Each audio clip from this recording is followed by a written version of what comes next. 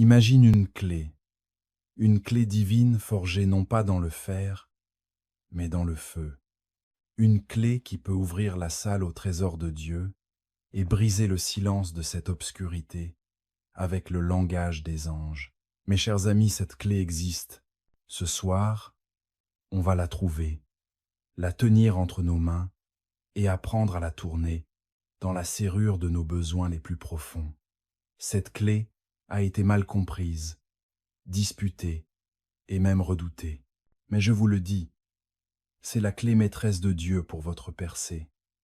Prêt à la découvrir? Tu es prêt à recevoir ça? Avant qu'on ouvre ensemble ce super coffre au trésor qu'est la parole de Dieu, j'ai une demande super importante pour toi. Musique. L'ennemi ne veut pas que tu comprennes cette vérité. Il va essayer de te distraire, de détourner ton esprit. Mais tu dois être déterminé. Tu dois décider maintenant même que tu vas accueillir cette parole avec un cœur affamé. Si tu es prêt pour ta percée spirituelle, si tu es prêt à recevoir cette clé divine, je veux que tu tapes dans les commentaires, juste ces simples mots, parole de foi. Je te fais confiance, Seigneur. Écris juste, je te fais confiance, Seigneur. Que ça soit ta déclaration que tu ouvres ton cœur pour croire en Dieu pour quelque chose d'impossible. Et pendant que tu fais ça, abonne-toi à cette chaîne. En t'abonnant, tu construis un mur autour de ta vie contre les distractions de l'ennemi. Tu dis, je vais me nourrir ici, je vais me renforcer ici. Alors, écris, je te fais confiance, Seigneur. Et clique sur le bouton s'abonner et sur la cloche de notification. Parce que Dieu est sur le point de faire du neuf dans ta vie et tu ne veux pas passer à côté. Maintenant, approche-toi, ouvre ton cœur. Pour les prochaines minutes, on va partir en voyage direct dans la salle du trône de Dieu. On va trancher cette grande question une bonne fois pour toutes. Est-ce que le don des langues, c'est juste un spectacle pas biblique ou c'est vraiment un don divin? Je te promets que c'est vrai. Prépare-toi, parce que ta vie de prière va être transformée à jamais. Tu sais, dans toute famille qui se respecte, il y a une manière de communiquer. Il y a des mots, des expressions et des petits signes que seuls les membres comprennent. La famille comprend. Un enfant peut être dans une pièce bondée et bruyante, et malgré tout ce chaos, il peut entendre la voix de sa mère. Il connaît cette voix. Elle est familière. C'est la maison, où un mari et une femme mariés depuis 50 ans. Ils peuvent s'échanger un simple regard à travers la table et se dire toute une conversation sans prononcer un seul mot. Voilà l'intimité musique d'une famille soudée. Maintenant, mon cher ami, si c'est vrai dans nos familles terrestres imparfaites, à combien plus forte raison cela doit-il l'être dans la famille de Dieu? Tu n'es pas un serviteur dans la maison de Dieu. Tu es un enfant. Tu es un héritier. Et ton Père céleste veut communiquer avec toi d'une manière qui va bien au-delà de ton intellect humain, bien au-delà de tes circonstances. Musique, bien au-delà de tes doutes. Il veut parler à ton esprit, et il veut que ton esprit, musique, lui réponde dans la langue même du ciel. C'est là qu'on commence. C'est la base. Le don musique des langues, c'est avant tout une question de famille. L'intimité, c'est le langage spirituel privé entre un enfant et son père. Le monde ne peut pas le comprendre. Ton esprit logique ne peut pas toujours le déchiffrer. Mais ton esprit, lui, sait que c'est chez toi. C'est la preuve que tu as été adopté, que tu appartiens, que les lignes de communication entre la terre et le ciel sont grandes ouvertes. Quand tu pries en langue, tu ne fais pas un spectacle pour les hommes. Tu entres dans la chambre privée du roi, ton père, et tu lui parles, les mystères de ton cœur directement à lui dans une langue forgée dans le feu de son amour. Tu sais, je n'oublierai jamais l'histoire qu'une maman de notre église m'a racontée il y a des années. Elle avait emmené son petit garçon, pas plus de 4 ans, dans un de ces grands magasins bondés et chaotiques pendant la période des fêtes. L'endroit était un véritable vacarme. Des annonces à plein volume, des enfants qui pleuraient, une centaine de conversations différentes qui se mêlaient en même temps. Elle regardait un portant de vêtements, et pendant un instant, elle a laissé faire. Elle a lâché sa main. Ça n'a duré qu'un instant, mais quand elle s'est retournée, il avait disparu. Son cœur, m'a-t-elle dit, s'est carrément arrêté. La panique, le froid, la peur aiguë l'ont envahie. Elle s'est mise à appeler son nom à tue-tête, sa voix noyée dans ce brouhaha immense. Elle a poussé à travers la foule, les yeux partout, la peur grandissant à chaque seconde. Juste au moment où elle allait craquer de désespoir, elle l'a vu. Il était immobile, debout près d'un présentoir de jouets, pas en train de pleurer, pas effrayé, juste la tête penchée, à écouter. Elle, il a encore crié « Jong !» Et cette fois, il s'est retourné. Il a couru vers elle, lui fonçant dans les jambes, puis il a levé les yeux vers elle et a dit « Musique. Je savais que tu me trouverais, maman. J'écoutais juste pour toi, mon cher ami. » Dans ce marché bruyant et déroutant, ce petit garçon ne voyait pas sa mère. Il était entouré de 1000 autres voix, sans doute plus fortes que celles de sa mère. Mais lui, il n'écoutait pas n'importe quelle voix. Il écoutait celle qui signifiait la sécurité, musique. Celle-là, ça voulait dire maison, ça voulait dire amour. Il connaissait cette voix parce que c'était celle qui l'avait bercé pour s'endormir, qui avait apaisé ses blessures, qui avait prononcé son nom avec amour chaque jour de sa vie. Dans tout ce chaos, il était accordé à une seule fréquence, et une seule, celle de la famille. Ah, c'est ça, la belle, la magnifique image de ce que ça veut dire prier dans l'esprit. Tu vois, on est tous un peu comme cet enfant, non? On vit dans un monde qui est un véritable marché spirituel plein de chaos et de bruit. Il y a ce vacarme assourdissant, annonce de peur qui te dit musique, que ta maladie est incurable, que tes finances sont désespérées, que tes enfants sont perdus. Il y a cette voix qui pleure, l'angoisse qui s'inquiète pour demain, pour ce que tu vas manger, ce que tu vas porter. Il y a 100 conversations différentes. Le monde qui te pousse à chercher le succès, musique, à chercher le plaisir, à chercher l'approbation des autres. C'est tellement fort. Et au milieu de tout ça, tu te sens tellement perdu, tellement petit, tellement déconnecté de la source de ta vie. Tu essaies de prier, mais toi-même, les mots paraissent faibles. Ils se perdent dans le brouhaha de tes doutes et de ta confusion intérieure. Tu cries « Dieu, où es-tu » et on dirait que ta voix se heurte juste au plafond. Le ciel semble froid comme du métal. Mais mon cher, cher ami, je suis là ce soir pour te dire que ton Père céleste n'est pas perdu. Il appelle ton nom, et il t'a donné un cadeau, une capacité divine à accorder ton esprit, loin du chaos du monde, et à te brancher sur la seule fréquence qui compte, celle de la famille. Quand tu reçois Jésus-Christ comme ton Seigneur, musique, ce n'est pas juste une signature sur un texte religieux. C'est une nouvelle naissance. Tu deviens adopté. La Bible dit que tu reçois musique, un esprit d'adoption qui nous fait crier « Abba, Père ». Ce mot « Abba », c'est le mot le plus intime en famille. C'est comme dire papa. Doudou, musique. C'est le mot qu'un enfant utilise quand il grimpe sur les genoux de son père, quand il cache son visage contre sa poitrine, quand il sait qu'il est en sécurité, qu'il est aimé, qu'il est chez lui. Voici ta place maintenant. Tu n'es pas un parent éloigné, tu n'es pas un serviteur dans l'arrière-cour, tu es l'enfant du roi, et tu as un accès total à la salle du trône, à la salle de guerre, et au bureau privé de ton père, où il brûle de te parler, cœur à cœur, esprit à esprit. C'est sur ce terrain sacré que le don des langues se construit. Ce n'est pas d'abord un outil pour se montrer en public. Ce n'est pas un signe de supériorité spirituelle. C'est la langue intime, familiale, entre un enfant, le rabbin. Imagine ça comme ça. Chez moi, avec ma femme et mes enfants, on a des petits mots, des petites phrases, des regards qui veulent dire un monde de choses qu'un étranger ne capterait jamais. Un certain inclinaison de la tête peut vouloir dire « je suis fier de toi ».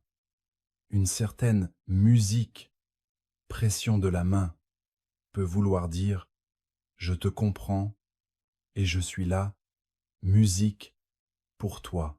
On a des surnoms entre nous qui paraîtraient ridicules à un autre, mais pour nous, ils sont pleins de souvenirs et d'affection. C'est le langage de l'amour.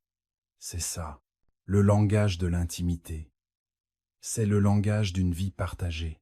Maintenant, si nous, êtres humains et imparfaits, pouvons développer des façons si profondes de communiquer sans parler dans nos petites familles sur terre, tu penses bien que notre Père céleste, parfait et tout amour désire encore plus un niveau de communication avec nous qui dépasse les limites du langage humain.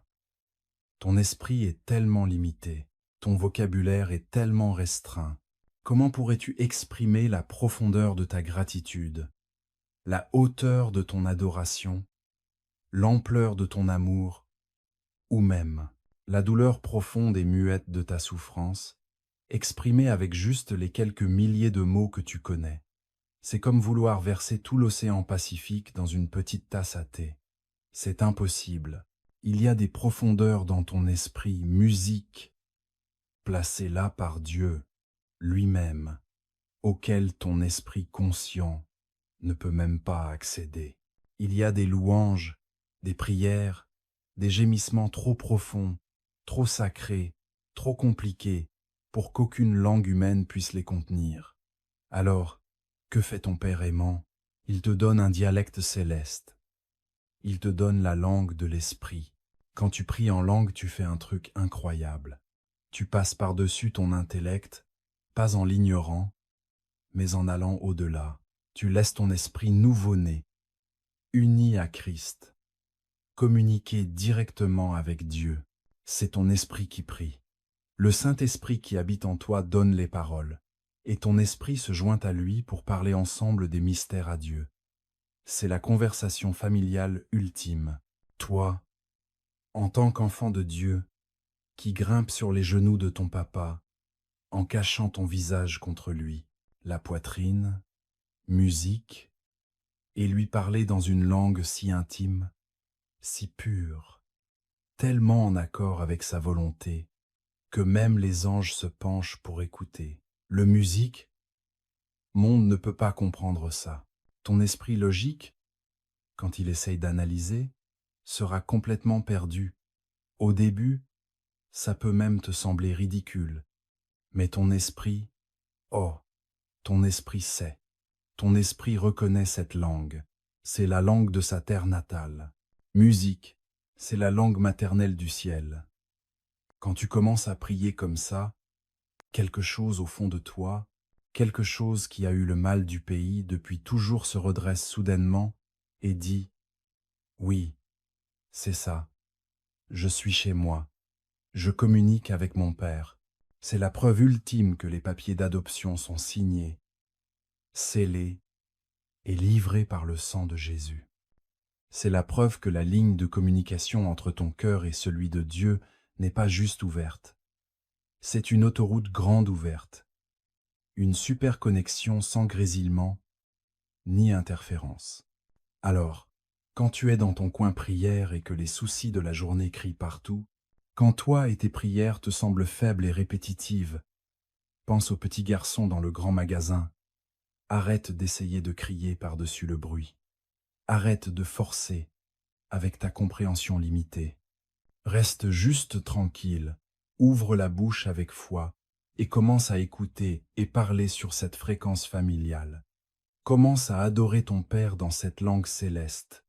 Tu ne fais pas le spectacle pour qui que ce soit. Tu sors du bazar bruyant pour entrer dans le coin privé, calme et sacré, où ton Père habite. Tu lui parles directement les mystères de ton cœur musique. dans une langue forgée dans le feu même de son amour, une langue que le diable ne peut pas déchiffrer, que le monde ne peut interrompre, une langue qui va droit musique au cœur de Dieu.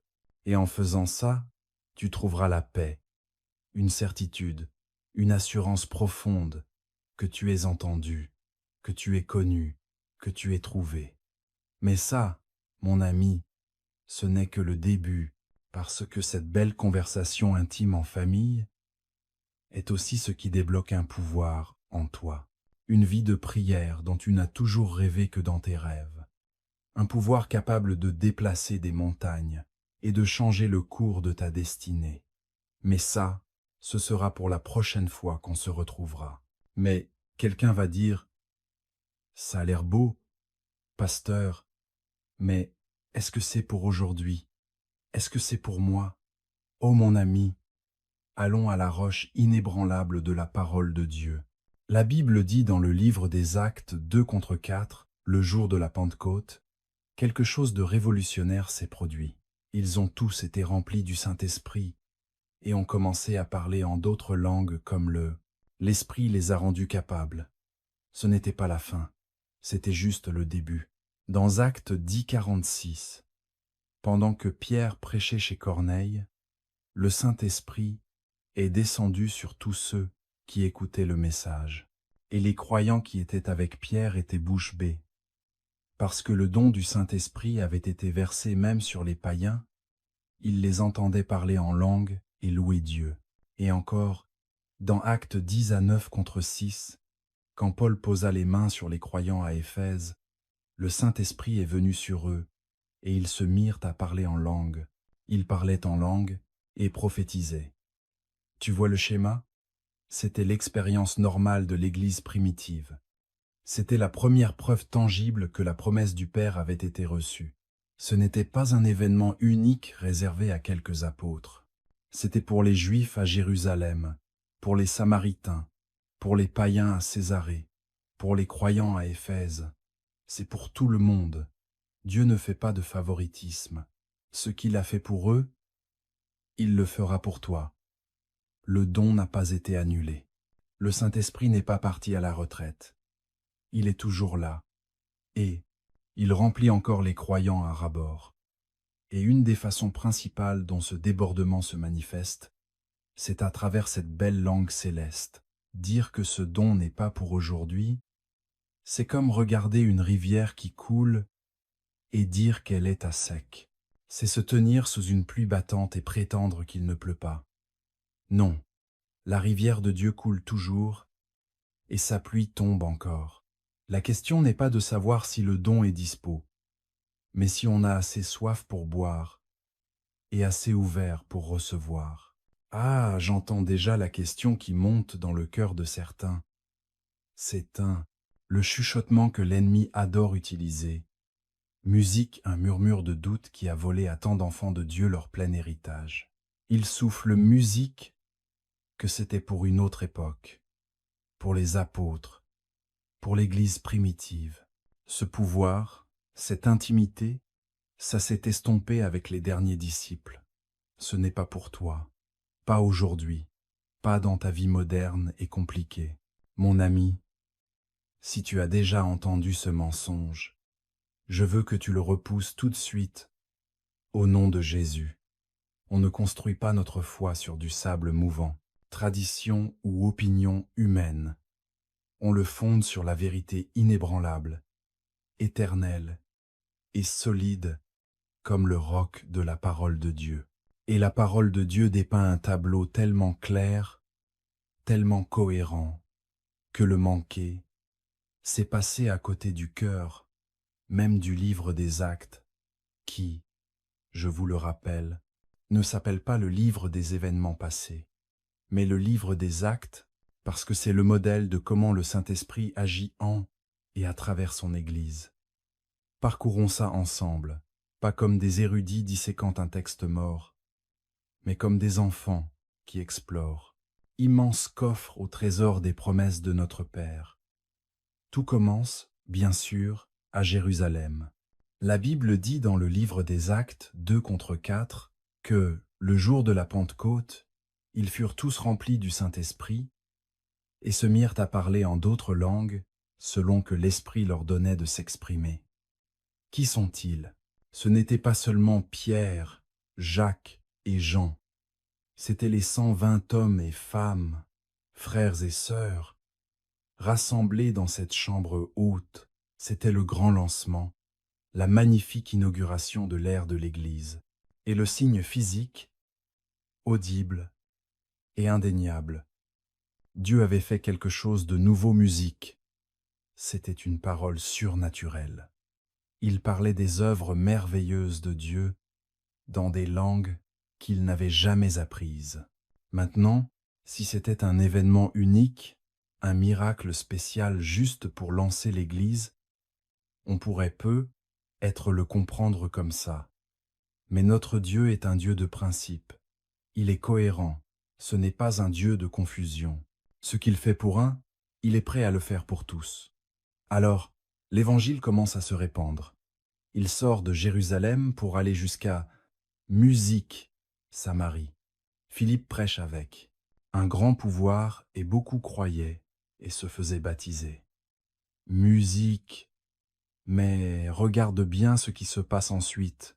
La Bible dit dans Actes chapitre 8, 14 que lorsque les apôtres à Jérusalem ont appris que la Samarie avait accepté la parole de Dieu, ils ont envoyé Pierre et Jean vers eux. Pourquoi? Ils les ont envoyés pour qu'ils reçoivent le Saint-Esprit. Musique. Car il n'était pas encore descendu sur aucun d'entre eux. Ils avaient juste été baptisés au nom du Seigneur Jésus. Alors Pierre et Jean leur ont imposé les mains et ils ont reçu le Saint-Esprit. Esprit.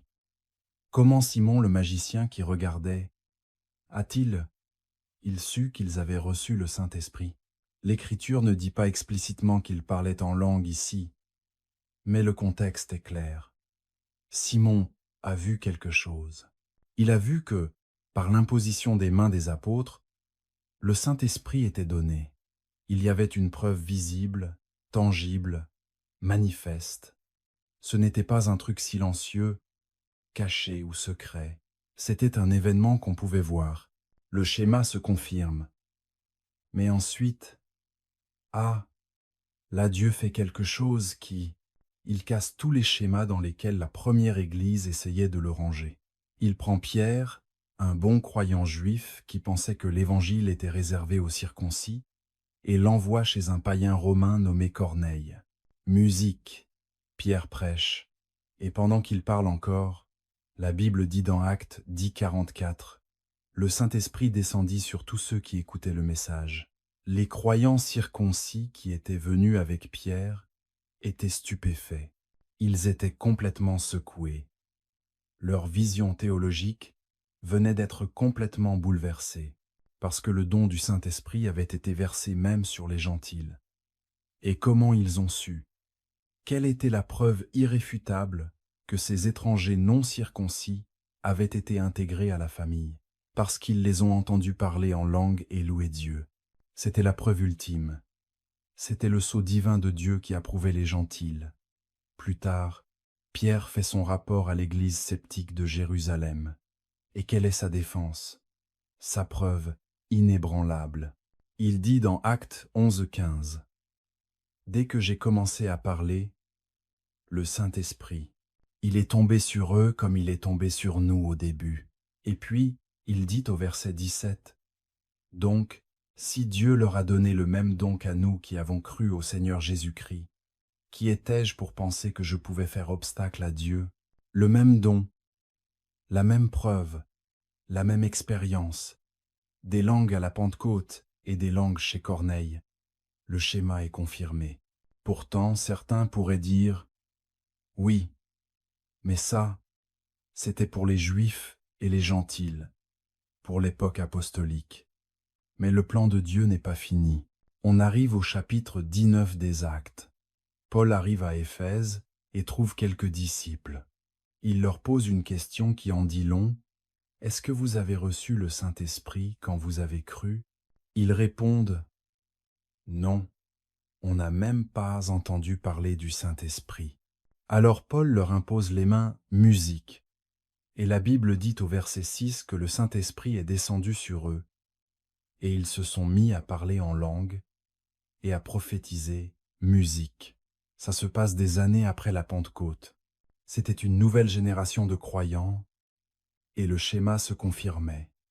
Les Juifs à Jérusalem, les Samaritains à Samarie, les païens à Césarée, et maintenant ses disciples à Éphèse.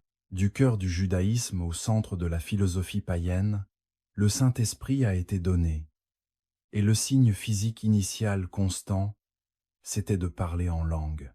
Mon cher ami, tu vois ce fil glorieux qui traverse toute la tapisserie de l'Église primitive? Ce n'était pas une expérience bizarre ou marginale. Musique, c'était le baptême normal, attendu et évident dans le Saint-Esprit pour chaque croyant, peu importe qui il était, leur origine, leur nationalité ou leur histoire. Dieu ne fait pas de favoritisme. Musique, ce qu'il a fait pour un pêcheur juif nommé Pierre, il l'a fait pour un soldat romain appelé Corneille, et il l'a fait pour ses croyants anonymes à Éphèse. Et moi, je suis là aujourd'hui pour témoigner qu'il n'a jamais changé. Sa promesse est pour toi, pour tes enfants, et pour tous ceux qui sont loin, pour tous ceux que le Seigneur notre Dieu appellera. Le don n'a pas été retiré. Le Saint-Esprit n'a pas été mis de côté, étagère. Son pouvoir s'est estompé parce qu'on a maintenant des séminaires théologiques et des Bibles imprimées. Non, il est toujours là. Il bouge encore. Il continue de remplir les cœurs affamés, assoiffés et ouverts jusqu'à déborder. Dire que ce don n'est pas pour aujourd'hui, c'est une vraie tragédie. C'est comme se tenir sur la rive du puissant fleuve Amazone, regarder ses courants puissants couler et déclarer de toutes tes forces intellectuelles: ce fleuve est à sec, il n'y a pas d'eau ici. C'est comme se tenir en plein déluge, sentir la pluie te tremper jusqu'aux os, les vêtements trempés, en insistant obstinément: il ne pleut pas, je ne suis pas mouillé. C'est une cécité du cœur, une surdité de l'esprit. La rivière de l'Esprit de Dieu coule toujours de son trône. La pluie de la dernière heure tombe encore. La question que le ciel nous pose ce soir n'est pas de savoir si Dieu veut donner, mais si nous sommes prêts à musique, recevoir. As-tu soif? As-tu faim? Es-tu assez désespéré, musique, pour dépasser tes doutes, tes traditions, tes peurs, et simplement dis: Père, tu as promis, je crois, je reçois. Mais attends, il ne s'agit pas juste de recevoir un cadeau pour le plaisir. C'est recevoir une arme musique. Ce langage céleste, ce n'est pas seulement pour une communion intime, c'est pour une guerre féroce. C'est la clé qui déverrouille la puissance de Dieu dans tes combats spirituels. Maintenant, soyons pratiques. Pourquoi? Pourquoi Dieu nous donnerait-il un tel don? Quel est son but dans ma vie de tous les jours? Ah, c'est là que ça devient vraiment génial. Tu vois, ton esprit est. Tu pries pour une situation, mais tu ne vois que la surface. Tu vois la maladie, mais pas la racine spirituelle. Tu vois le manque d'argent, mais pas le pouvoir qui bloque ta provision. Tu vois la relation brisée, mais pas les blessures anciennes que seul l'esprit peut guérir. Ta compréhension est limitée, musique, mais celle de Dieu est infinie. Alors le Saint-Esprit qui habite en toi vient à ton secours. La Bible dit dans le livre des Romains 8, 26 que c'est l'Esprit lui-même qui intercède pour nous par des soupirs inexprimables. Celui qui sonde nos cœurs connaît la pensée de l'Esprit, car c'est selon Dieu qu'il intercède en faveur des saints. Quand tu pries en langue, tu laisses le Saint-Esprit prier à travers toi. Tu t'associes au ciel pour adresser la prière parfaite, conforme à la volonté de Dieu, pour ta situation. Tu ne sais peu, être pas quoi demander. Tu es peu, être trop fatigué, trop perdu, trop blessé pour trouver les mots. Mais l'Esprit sait, et il priera à ta place.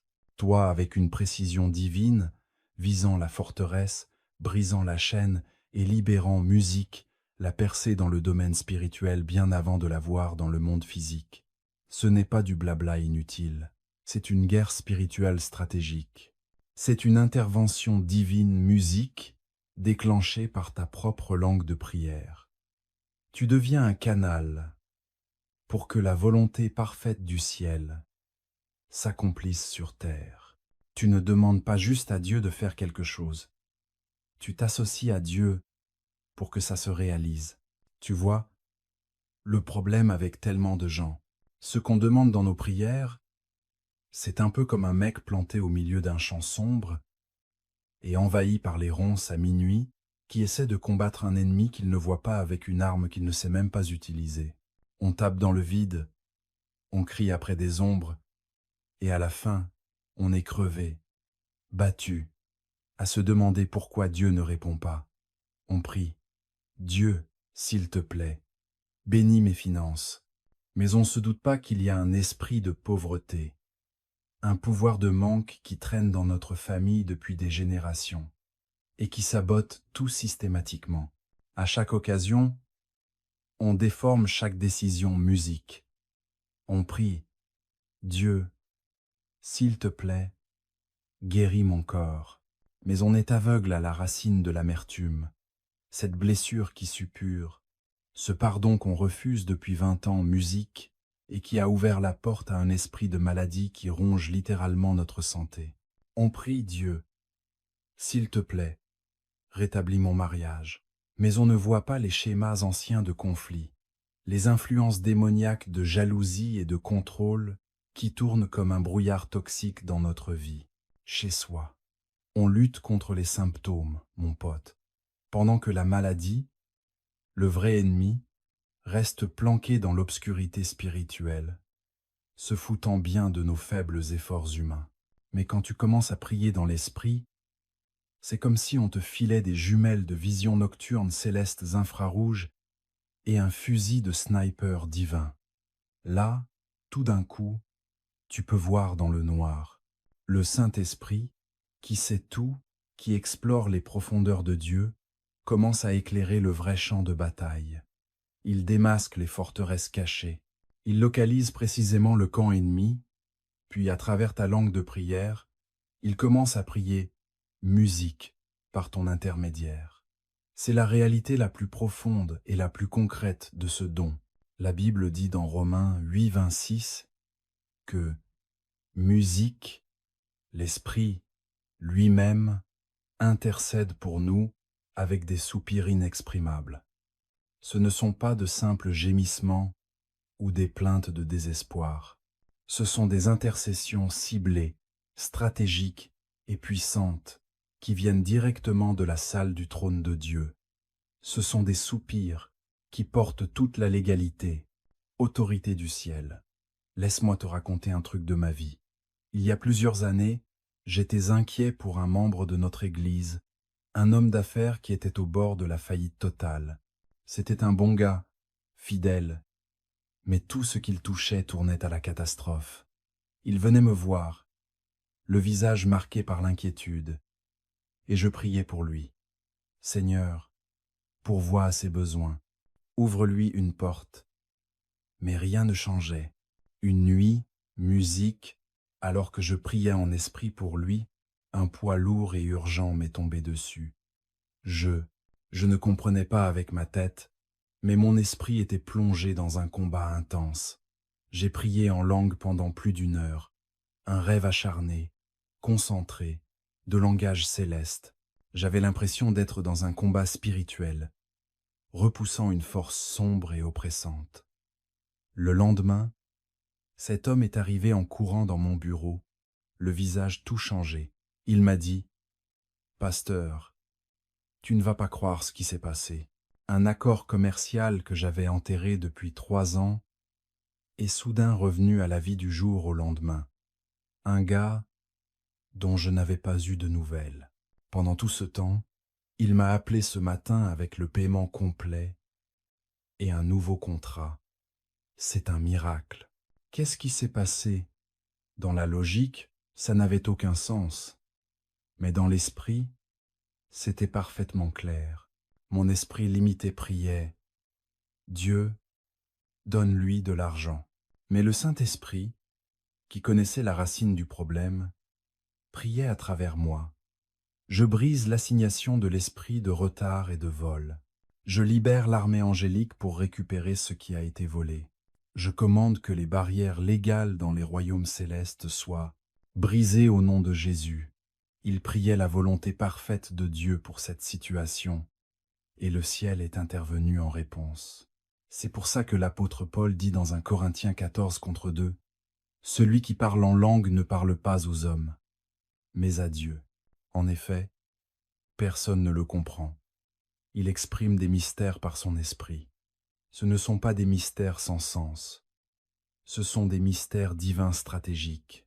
Quand tu pries en langue, tu télécharges le plan de bataille de Dieu pour ta vie. Tu émets des décrets célestes contre le royaume des ténèbres. Tu pries pour la guérison d'une partie de ton corps que la médecine n'arrive même pas à identifier. Tu demandes de la faveur pour une candidature à un boulot que tu n'as même pas encore rédigé. Tu intercèdes pour les futurs conjoints de tes enfants alors qu'ils sont encore à l'école primaire. Tu construis une forteresse spirituelle autour de ta vie, brique céleste par brique céleste, avec des prières que ton esprit conscient ne pourrait jamais imaginer. Tu n'es pas juste un suppliant qui s'approche timidement d'un roi lointain, tremblant. Demande pas. T'es un partenaire du commandant en chef des armées célestes. T'es un canal pour sa volonté, un réceptacle pour sa stratégie. Tu laisses le fleuve de vie couler directement du trône à travers ton esprit, jusqu'aux endroits secs et désolés de ta situation. Ce saint